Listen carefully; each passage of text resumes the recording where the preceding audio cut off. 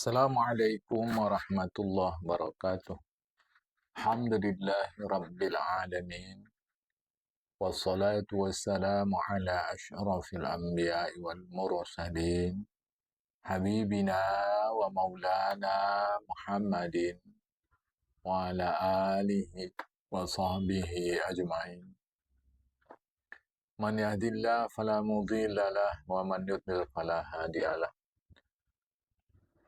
قال المصنف رحمه الله تعالى ونفعنا بعلومه في الدارين آمين. ثم قال Faslun, bermula ini satu pasal pada menyatakan mahabbah cinta kasih, yakni kasih akan Allah Subhanahu wa taala. Maka yaitu mahabbah atau kasih itu sifat yang amat tinggi, yang dengan sifat itulah menyampaikan orang kepada makrifat, kenal yang sebenar-benarnya, kenal akan hak Allah Ta'ala, akan diri Allah Ta'ala. Yaitu kalau mau memudahkan pemahaman, bagaimana kalau kita mahabbah cinta kepada sesuatu. Macam mana kalau kita cinta kepada sesuatu, jiwa kita, raga kita, betul-betul sampailah kepada sesuatu itu. Seperti firman Allah Ta'ala dalam surat Al-Ma'idah, surat 5 ayat 54. Ini ayatnya cukup panjang, ini diambil di tengah saja. Yuhibbuhum wa yuhibbunah. Telah mengasihi oleh hak Allah Ta'ala akan mereka dan mengasihi mereka itu akan Dia. Apakah ada tanda mahabbah itu? Kita mau tahu juga apakah ada tanda mahabbah itu, apa tanda cinta, tanda kasih itu, kan? Mahabbah, tanda cinta atau tanda kasih itu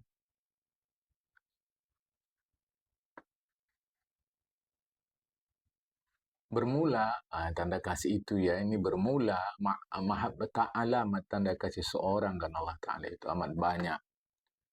Kasih itu sendiri bisa diartikan al-mailu ila syai'is sarri, kecenderungan terhadap sesuatu yang menyenangkan. Maka kita kalau cenderung kepada sesuatu yang menyenangkan, kita terikat oleh sesuatu itu. Kasih kepada Allah, kita terikat oleh Allah Ta'ala. Sehingga wajar tadi Tuan Syekh menyampaikan bahwa itu sifat yang amat tinggi yang membuat orang makrifat, kenal kepada sesuatu itu. Tentu kepada Allah Ta'ala makrifatnya luar biasa.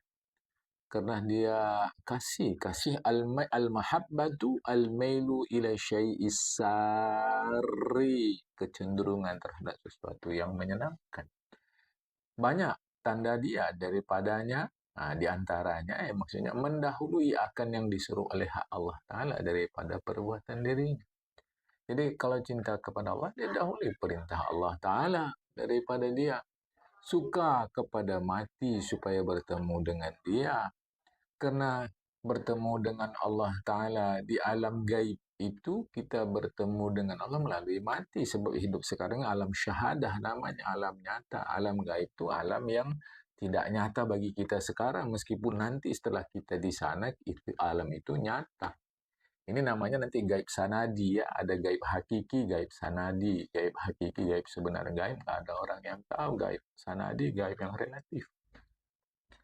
Nah, untuk bertemu dengan Allah Ta'ala, ya dia mati. Jadi dia suka sama mati. Bukan cari mati, itu salah. Cari mati itu salah, agama pun melarang. Bahkan agama menyuruh kita, salah satu maqasidus syariah itu adalah menjaga keselamatan nyawa. Ini bukan cari mati. Cuma ya mati-mati. Ngomong itu cara bertemu dengan Allah, bukan sebuah hal yang menakutkan bagi dia. Ya, setengah daripadanya tiada sekali-sekali keluh kesah kepada yang lain daripada Allah Ta'ala. Apa yang perlu dikeluh kesahkan? Apalagi secara tauhid kita meyakini ketetapan Allah. Kalau gitu tak boleh berkeluh kesah. Ini harus saya luruskan dengan betul-betul. Menyampaikan keluh kesah sebagai persoalan kita boleh, tapi mengkeluh kesahkan masalah untuk apa? Secara rasional juga itu tidak bermanfaat. Secara agama itu salah. Jadi menyampaikan masalah kita kepada Allah Ta'ala. Atau dalam rangka kita mencari jalan keluar, kita menyampaikan masalah kita kepada seseorang yang menurut kita bisa membantu mencari jalan keluar. Itu tidak disebut berkeluh kesah. Nah, yang disebut berkeluh kesah secara agama ini tidak rela dia itu kaji akan datang, sebentar nih akan kita baca. Enggak rela dia ketetapan Allah. Kok kayak gini, enggak kayak gitu. Nah itu. Pertanyaan kok kayak gini, enggak kayak gitu, itu pun masih bisa dibenarkan dalam rangka penelitian ilmiah. Kok begini? Tidak begitu. Bukan dalam rangka keluh kesah. Ya, jadi ini yang kadang orang nggak paham sehingga disimpannya saja jadi stres. Karena nggak boleh berkeluh kesah. Berkeluh kesah dalam pengertian tidak menyetujui apa yang sudah terjadi, itu juga itu yang salah. Dan juga nggak berguna karena dia sudah terjadi. Yang penting cari jalan keluar. Nah, yang dibolehkan itu menyampaikan masalah, menyampaikan keluh kesah. Inilah masalah saya. Inilah keluh kesah saya. Tapi saya tidak mengkeluh kesahkannya. Cuma ini masalah. Nah, cuma jalan keluar. Sampaikan kepada Allah Ta'ala seperti Rasulullah. Diajarkan kita dalam hadis kalau ada masalah Rasulullah Muhammad SAW salat sunat 2 rakaat sampaikan kepada Allah. Ini masalah saya. Jadi yang nggak boleh di sini menurut Tuan ini tiada sekali-sekali dia keluh kesah. Artinya dia ini kaitannya tidak rela terhadap kejadian itu. Kalau bahasa ngerinya itu menggugat, seakan-akan menggugat Allah Ta'ala. Padahal Al-Quran kan sudah sebut, Allah tidak ditanya. Kalian yang ditanya. Nah, itu kan udah jelas Al-Quran itu. Disebutkan begitu. Itu ada ayat yang pendek, surat Al-Anbiya, surat 21 ayat 23. Bismillahirrahmanirrahim. La yus'alu amma yaf'alu wa hum yus'alu.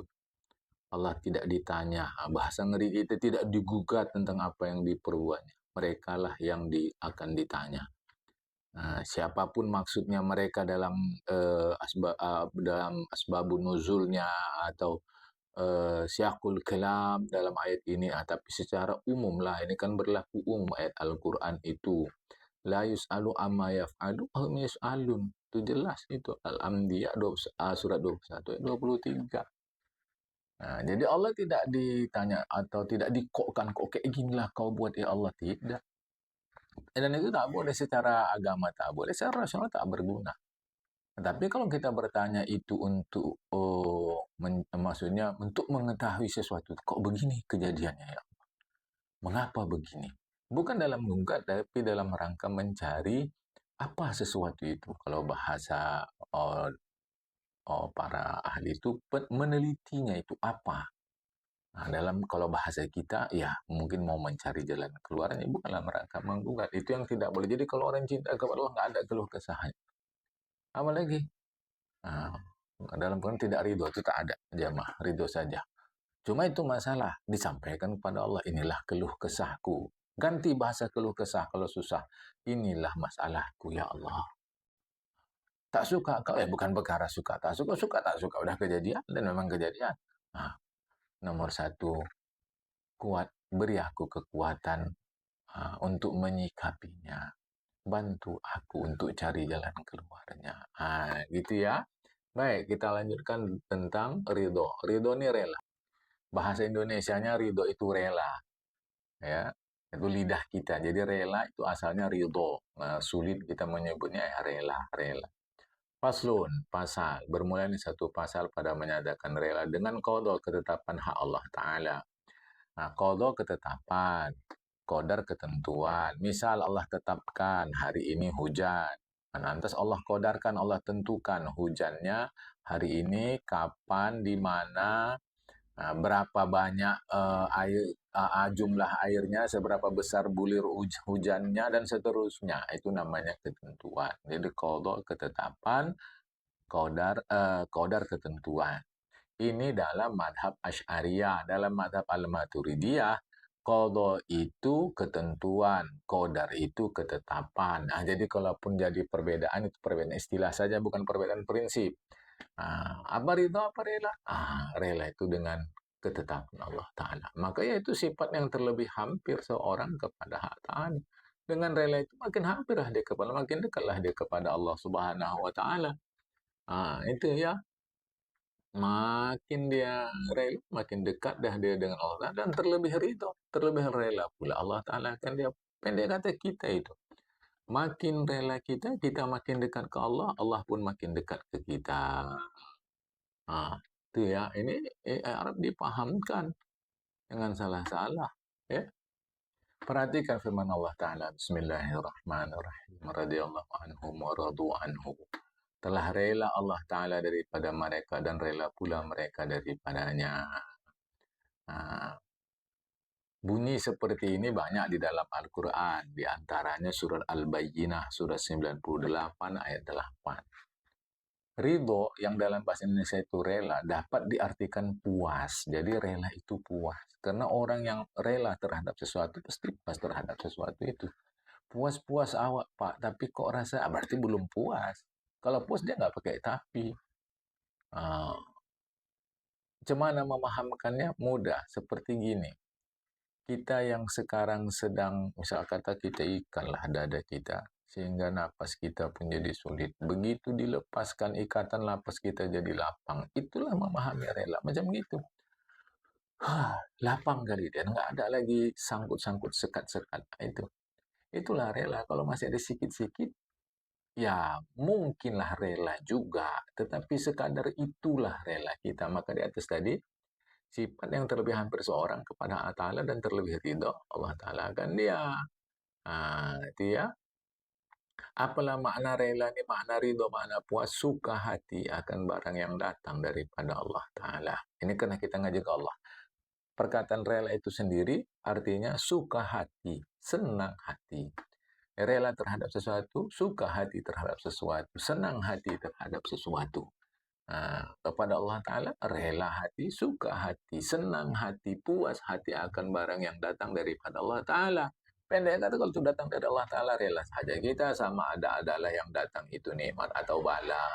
Kok gitu Pak? Ya contoh kita aja lah.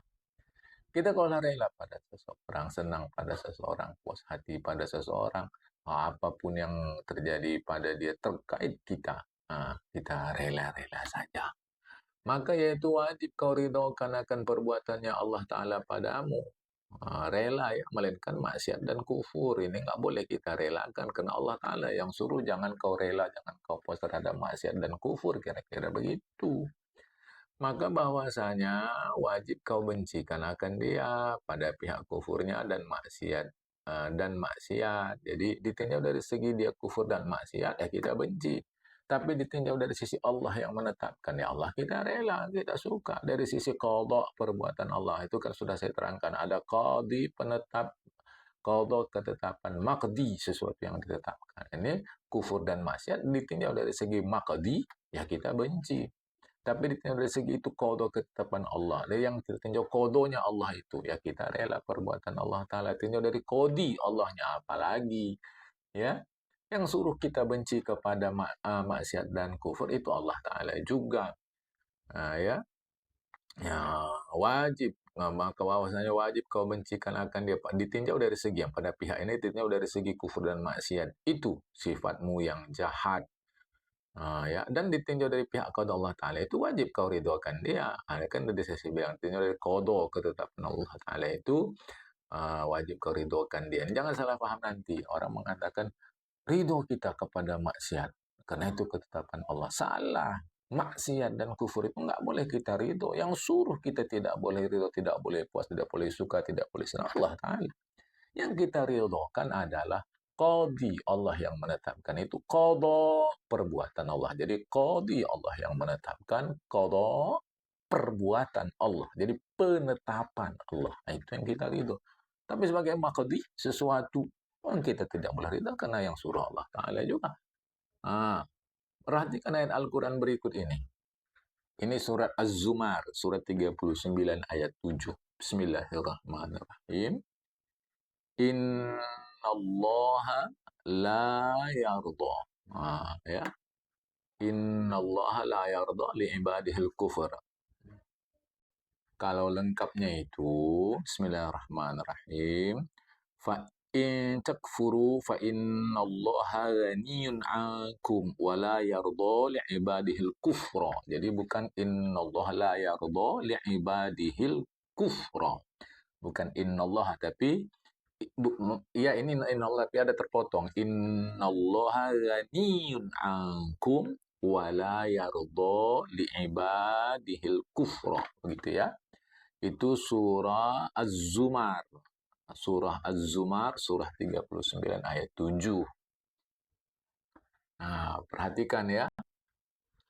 Di ayat Al-Quran itu, ini kan berbunyi, innallaha la yarda li ibadil kufra. Nah, ini mungkin maksud Tuan Syekh itu uh, menyegerakan faham kita. Ayat itu lengkapnya, Bismillahirrahmanirrahim. Ini pun saya ambil potongan saja. Fa innallaha ghaniyun ankum wa la yarda li'ibadihil kufra. Az-Zumar ya, surah Az-Zumar, surah 39 ayat 7. Saya ulang. Fa innallaha ghaniyun ankum wa la yarda li'ibadihil kufra. Jadi bukan innallaha la yarda. Di antara innallaha la yarda ada ghaniyun ankum. Nah, begitu ya. Bahwa Allah Ta'ala itu tidak rela, tidak ridho bagi hambanya akan kufur yang jelas sudah. Jadi jangan sempat ada pemahaman nanti terhadap kufur maksiat pun kita rela juga, ridho juga, karena itu perbuatan Allah. Ini kan dah salah. Ditinjau dari segi perbuatan, qadha namanya kita rela. Tapi kepada maqdi, benda atau zat atau sesuatu yang namanya maksiat atau kufur itu kita tak boleh ridho. Jelas rujukannya ya.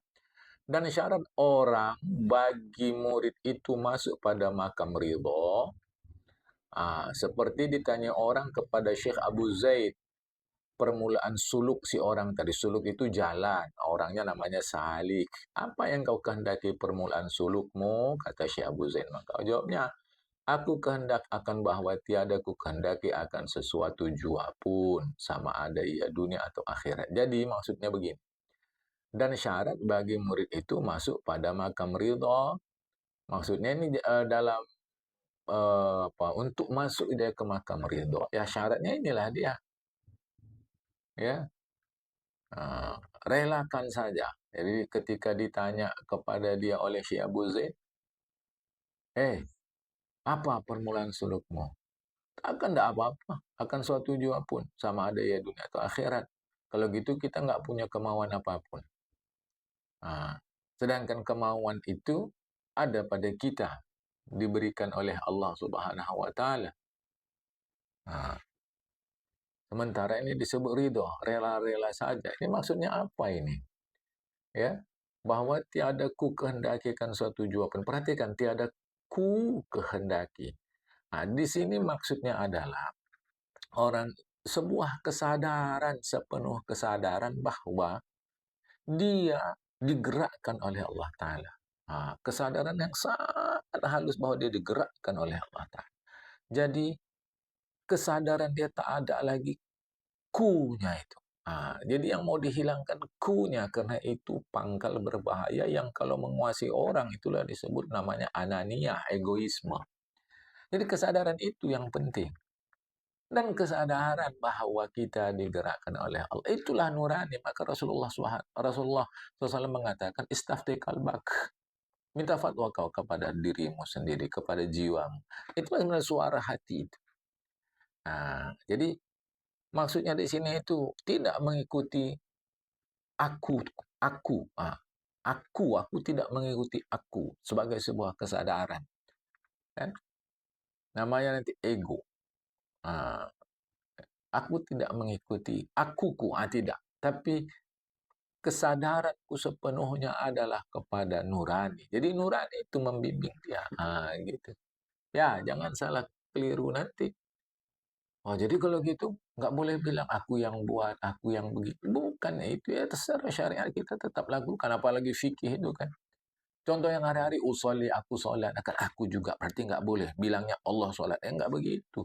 Kesadaran kita bahwa kita bisa bilang aku itu pun, itu karena Allah Ta'ala. Jadi nggak ada kehendakku. Itu yang harus hari-hari.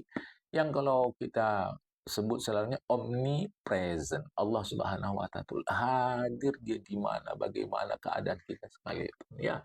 Dan adalah makom ridho atau rela itu permulaan suluk orang yang khas, orang-orang yang pada khususlah secara khusus, ya, dan memang itu terlebih sukar atas salik yang awam. Secara orang awam memang agak sulit, tapi mestilah berlatih. Karena hilang kehendak itu tidak dapat dia melainkan kemudian daripada meninggalkan segala hawa nafsu daripada nikmat dunia ini. Ya, jadi kalau gitu nggak usah nikmati dunia. Bukan, sadar sepenuh-penuhnya sadar bahwa kita tidak terpaut oleh nikmat dunia ini. Jadi kalau kita makan enak nggak terasa nikmat, ya terasa, tapi kesadaran kita bahwa aku menikmati nikmat ini pun bukan karena aku ingin nikmat ini, tapi karena Allah Ta'ala yang membuat aku merasakan nikmatnya makanan ini, nikmatnya suasana ini, nikmatnya keadaan ini. Ah, jadi betul-betul dia. Ah, kalau sampai ke situ bisa nanti ke level orang khawas, orang khusus. Tapi kalau enggak, dia hanya terpaut kepada itu yang nampak, yang dirasakan secara zahir saja. Jadilah dia orang awam, kan? Maka yang demikian itu om sehabis-habis sukar, wallah muwaffiq. Karena selalu terpaut pada benda konkret. Tapi latihan aja. Mudah ini memahamkannya, seperti orang yang menikmati profesinya. Itu contohnya. Bagi kita melihat nelayan ke laut, waduh, ngerinya bangun pagi-pagi, terus ke laut. Orang sedang enak-enak rehat, dia pergi, terus di laut kadang menghadapi ombak, angin, waduh, susahnya. Tapi dah dia nikmati. Contohnya lah saudara kita dari suku Baju itu. Masuk ke dalam laut yang begitu hebat, dapat tahan lama tanpa eh, bantuan alat pernafasan. Kan hebat itu, begitu sulit sekali. Tapi mereka menikmatinya. Sehingga yang bagi orang sulit, bagi mereka yang memang nikmat sudah begitu. Maka dalam kaitan ridho ini, kitanya awam, merekanya khawas. Mau macam begitu? Ayo latihan. Bisa insya Allah. Semua itu latihan. Ya, Allah bisa karena biasa dilatihkan seperti ini. Baik, hari ini sampai sini dulu. Setelah ini nanti masuk bagian penutup kitab ini, tapi panjang beberapa halaman, ya. Tidak, menurut adanya tidak mungkin bisa sekali pertemuan. Assalamualaikum warahmatullahi wabarakatuh.